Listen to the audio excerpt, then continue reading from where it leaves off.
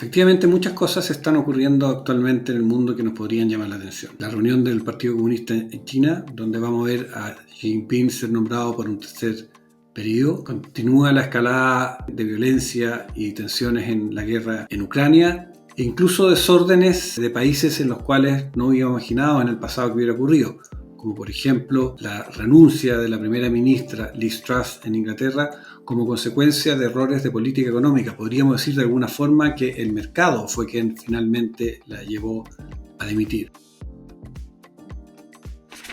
Lo que más está afectando el curso de los mercados sigue siendo la inflación. Estados Unidos mostró persistencia de inflación, el Reino Unido y Europa sigue con persistencia de inflación, pero efectivamente en los mercados de Occidente sobre todo es la inflación la principal razón por la cual los mercados están tomando una dirección u otra dependiendo de cómo miran el curso de esta y las consecuencias que eso va a llevar a los movimientos de tasa de interés de los distintos bancos centrales en los países que están involucrados. Se ha puesto cada vez más agresivo en su política monetaria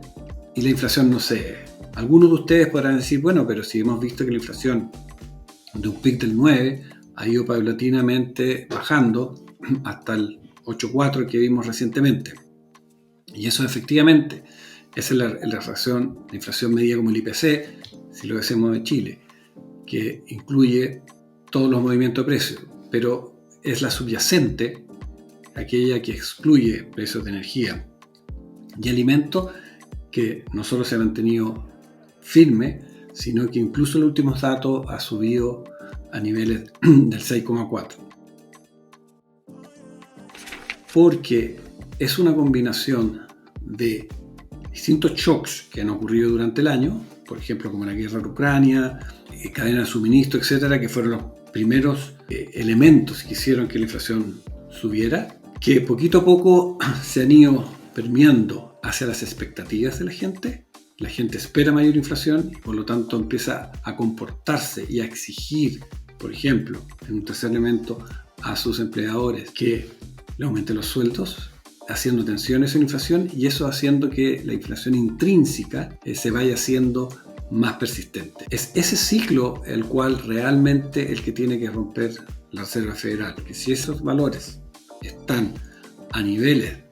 del 6,4 y los salarios están creciendo a niveles del 5, es muy difícil, mientras esas expectativas y esas demandas no cambien, que la inflación efectivamente la lleve hacia los objetivos del 2% que tiene la Reserva Federal para el caso de Estados Unidos. Jerome Powell dice que le gustaría que esto ocurriera sin dolor, sin que la gente sufriera. ¿A qué se refiere? Es que eso probablemente no se va a poder lograr sin una recesión, ojalá suave, y 2, sin que aumente el desempleo y por lo tanto alguna gente pierda su trabajo. Es algo que deberíamos prepararnos desde el punto de vista económico, es algo que probablemente se venga en el futuro en muchos países, probablemente incluido Chile, pero mientras eso no cambie, o sea que el crecimiento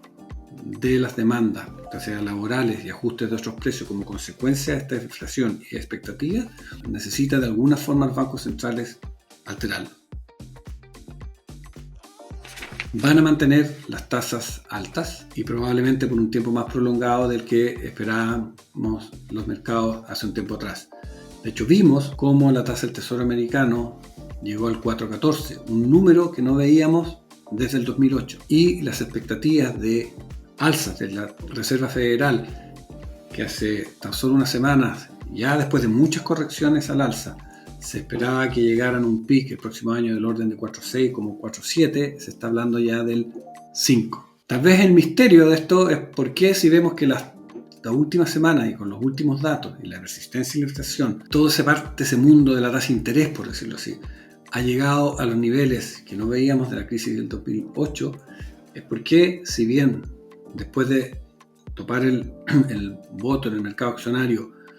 a fines de septiembre, se ha mantenido en lo que llevamos de octubre, subiendo y bajando, y como que no ha seguido con la tendencia hacia abajo, que sería la otra cara de la moneda de las tasas siguiendo hacia arriba, es porque partió la temporada de reportes de Estados Unidos.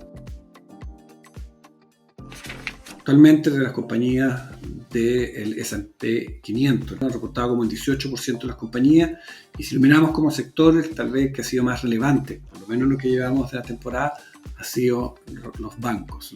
principales. Y lo que esos reportes nos han indicado es que los resultados han sido menos malos, o las caídas y las correcciones de sus resultados han sido menos severas de la que el mercado está previendo. Y eso de alguna forma ha jugado en contra o ha balanceado en el mercado de las acciones, ¿no es cierto? Si vemos que los mercados de acciones son como una secuencia de flujos futuros, que se descuenta una tasa, la subida de la tasa, ha presionado eso para abajo, pero como los resultados han sido un poco mejores y por lo tanto la proyección futuro por ahora se ve un poco mejor de lo que esperábamos, ha jugado para arriba, eso lo ha mantenido con mucha volatilidad, hemos visto muchos días de mucho movimiento, pero relativamente estable si lo miramos en el curso de lo que va, por lo menos hasta fecha de octubre. ¿Podemos dejarnos tranquilos que eso va a ser? Sí, no lo sabemos, todavía falta el 80% de las compañías por reportar por delante, con grandes compañías como Apple o Google y muchas de las compañías que determinan mucho el camino, pero por ahora sí hemos visto, que la tasa de interés y por lo tanto las expectativas de ajustes monetarios muy firmes y que eso debería continuar en lo que queda del año y probablemente en la primera mitad del próximo año, pero que por ahora, dado los mejores resultados de las compañías, el mercado de acciones no se ha recuperado, pero se ha mantenido más o menos estable en lo que va a octubre, pero con mucha volatilidad entre días.